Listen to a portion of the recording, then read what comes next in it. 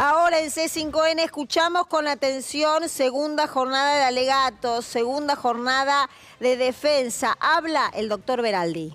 Decretos de necesidad y urgencia, mostrando cómo estas decisiones políticas que se tomaron en el periodo que aquí se investiga, cumplieron con todos los pasos legales, cumplieron con todos los controles de legalidad y además que fueron validados por el Congreso de la Nación, con lo cual el Congreso de la Nación también participó en el proceso de estas decisiones políticas.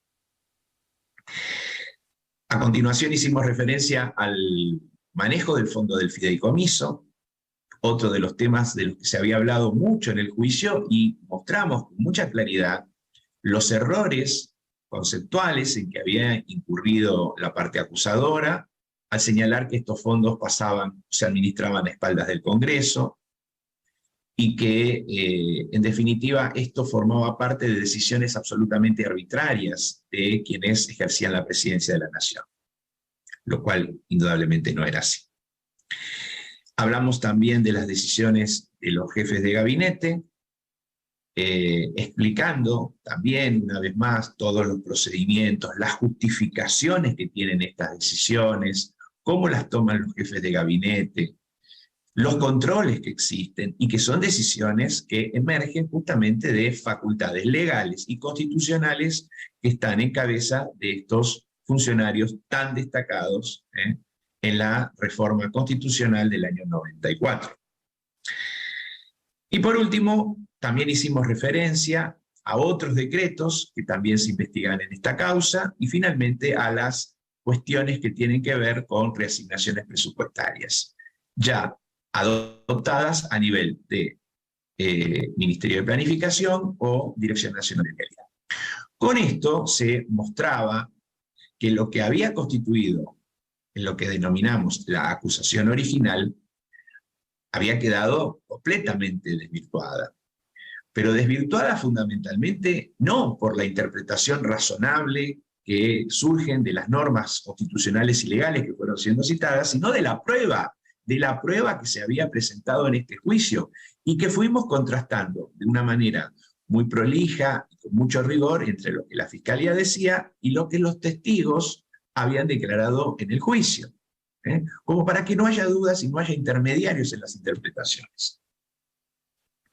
Muy bien, pero también anunciamos que había aparecido un nuevo giro de la acusación y que ese giro de la acusación recién se había dado en el alegato, en el cual se introdujeron hechos, cuestiones fácticas de las que no se habló en el requerimiento de elevación, ni mucho menos durante casi 3 años de audiencias de prueba, y que habían sido introducidos desde nuestra perspectiva de una manera incorrecta, con el plexo probatorio constitucional que hace el derecho de defensa en el momento del alegato, y que esto, en definitiva, era, desde nuestra perspectiva, y desde una perspectiva absolutamente racional, un intento desesperado de tratar de darle una nueva vida a la acusación de asociación ilícita que había recibido una partida de defunción en el desarrollo de este juicio. Y esos nuevos hechos se basaban en 2 circunstancias que fueron catalogadas o tituladas de una manera, permítanme decirlo, muy ampulosa, de una manera que tuviese un gran impacto ante la opinión pública. Uno de esos episodios fue el que tratamos en la audiencia pasada, que es el apagón informativo que tuvo el Congreso. Y acá fuimos lo hemos sido creo que en todo el desarrollo de la primera audiencia, pero acá fuimos muy precisos y muy contundentes a la hora de mostrar cómo se había falseado toda la prueba, mostrando y diciendo cosas que incluso en los mismos gráficos que mostraba la Fiscalía quedaban desmentidos. Y como dije en la audiencia pasada, en realidad, podíamos haber contestado esto desde un punto totalmente, diríamos, objetivo y decir, mire, si me van a acusar de una asociación ilícita y esa acusación de asociación ilícita se funda en una planilla que tienen las leyes de presupuesto. Planilla que no creo que ni Cristina ni Néstor, ni ningún presidente hayan visto cómo se hace. Bastaba con decir, no, mire, yo en esto no tengo nada que ver, es lógico. Pero no. Hicimos una evaluación, punto por punto, de las cosas que se decían en ese supuesto apagón informativo. Es decir, vimos cómo el Congreso trata esto, cuáles son los sistemas informativos, y analizamos esas clasificaciones que hicieron entre 34 obras por un lado, no debidamente identificadas o subvaluadas, y después las 17 obras siguientes que estaban en un primer momento incorporadas a planillas globales, y después decían que no tenían ni siquiera planillas globales y que no habían pasado porque no tenían presupuesto autorizado por el Congreso. Bueno, y eso fue todo. Sí, hicimos hincapié en los últimos tramos del alegato que había otras cuestiones que reforzaban todavía esto más, y era mostrar cómo se ejecuta el presupuesto y los sistemas informativos que tiene esta gestión, que terminan indudablemente también en el Congreso y que se conocen en el Congreso, y por último, lo que significa y la importancia institucional que tiene la cuenta de inversión. Bien, pensábamos que en el día de ayer íbamos a tener tiempo para desarrollar esta última cuestión que hace al delito de asociación ilícita, pero bueno, había limitaciones temporales, así que lo dejamos para el día de hoy. ¿Y qué significa este otro capítulo de esta acusación absolutamente calumniosa, que se denominó el Plan Limpiar Todo? ¿Cómo empieza esto? Como lo explicamos en la oportunidad anterior, vimos que en un determinado momento se fue a buscar a otros expedientes pruebas que pudieran servir de alguna manera para develar la verdad en estas actuaciones, en este juicio. Y así se autorizó que, bueno, se hicieran estas indagaciones en otras actuaciones, y la Fiscalía trajo una pericia que se había realizado sobre un aparato telefónico del señor José López, en el expediente en donde este señor terminó siendo condenado.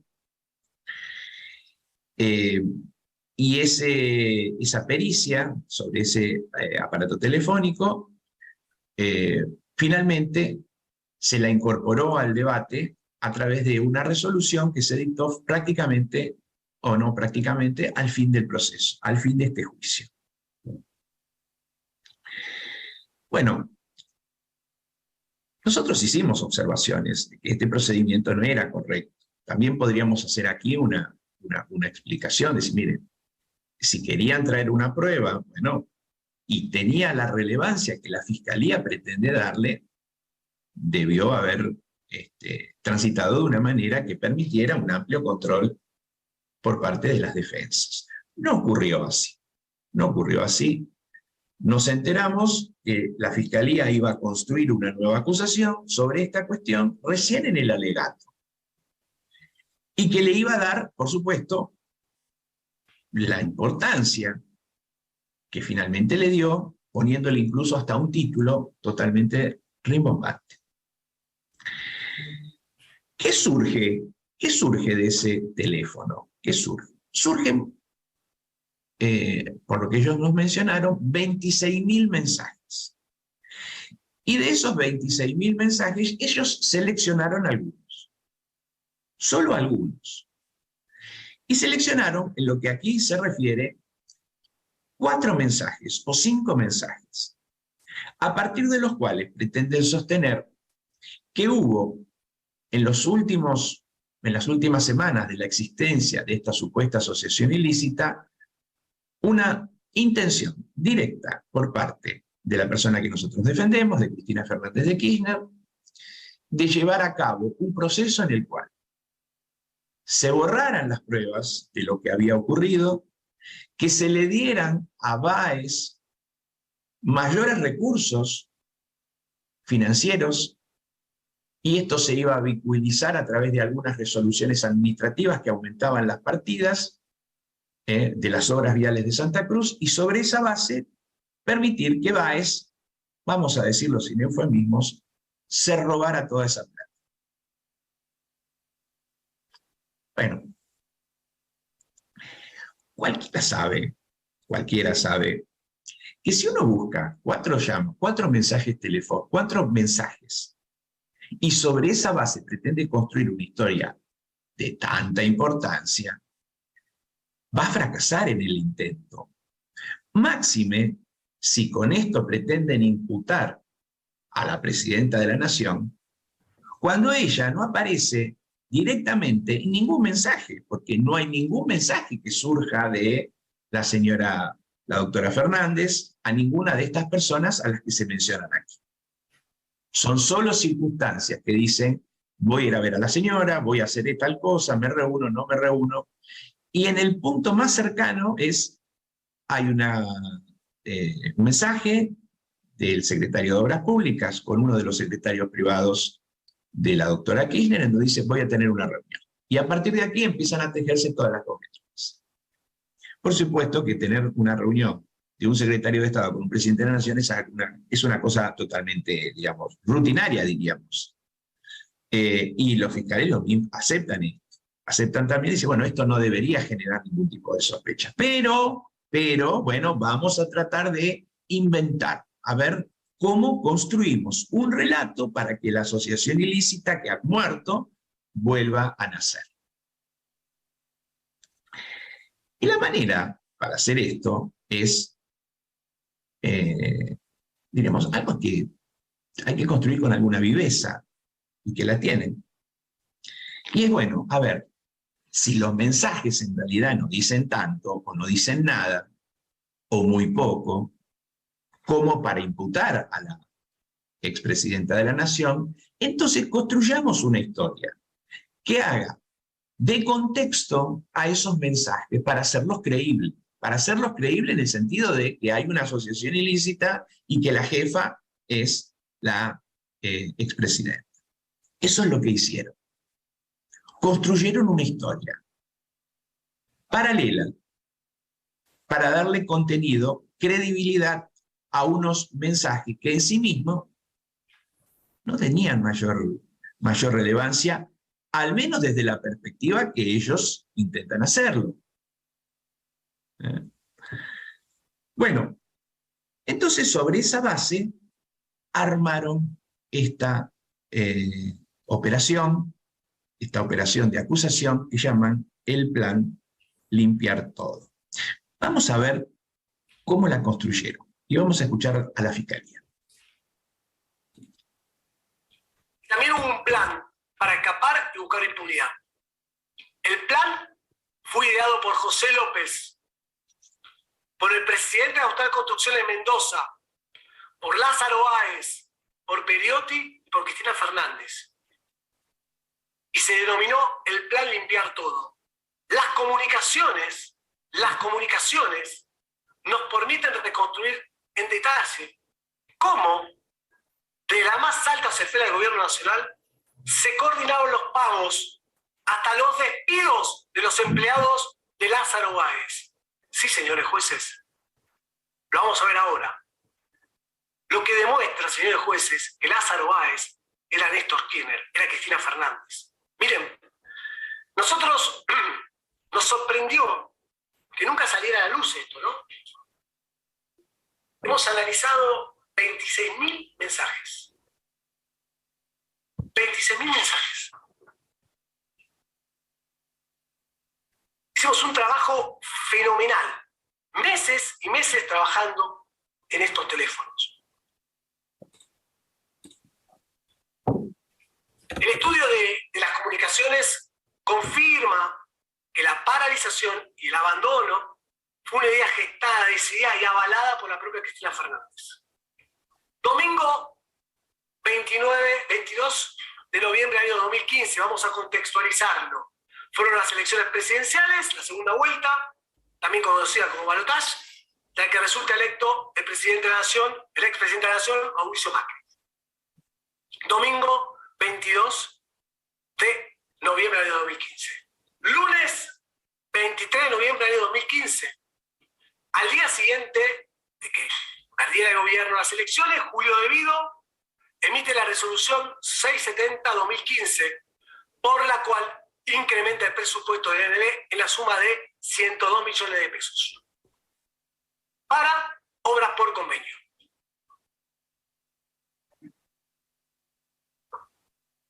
Tengamos en cuenta que inmediatamente, esto fue el 23 de noviembre, inmediatamente, el 25 de noviembre, la AGDP, presidida por Raúl Santibáñez, emitió resoluciones aprobando pagos por redeterminación de precios y pagos de certificados a las empresas del Grupo Austral y TAN. En obras que prontamente, señores jueces, iban a ser abandonadas por un monto superior a los 537 millones de pesos. Acá lo están viendo. Es decir, para que se entienda, el 23 de noviembre, lunes, día posterior a que se tomara conocimiento del cambio de gobierno, se remite una partida. A los 3 días, 25 de noviembre, se pagan 537 millones de pesos. Como ustedes lo vieron, les adelanté exactamente lo que dijo el fiscal. Exactamente. Tenía algunos mensajes, lo tenía que contextualizar y a partir de esa contextualización saca conclusiones increíbles, como por ejemplo que Cristina ya había fallecido, Cristina era Báez, y Cristina se encargaba incluso de la suerte de las empresas de Austral Construcciones. Y relata hechos. Dice, bueno, ¿cómo hago para meter estos mensajes en una historia? Bueno, dice, el 22 de noviembre Mauricio Macri gana las elecciones, el 23 al día siguiente De Vido amplía las partidas de obras por convenio para aumentar justamente la disponibilidad del dinero, y el 25 de noviembre, escuchen, el 25 de noviembre, la GBP le paga.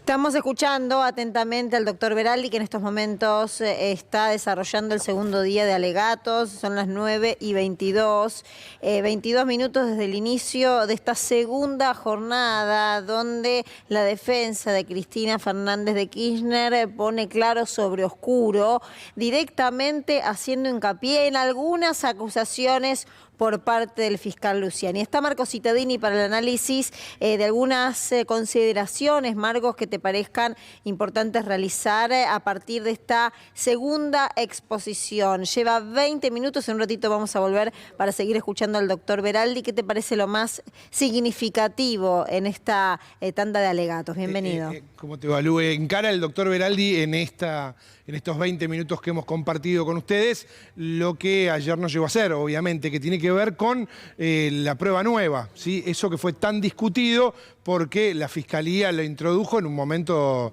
desusado, en un momento que no era el adecuado y sobre todo además con un método no adecuado porque no le permitió a la defensa poder controlar esa prueba que se incluyó.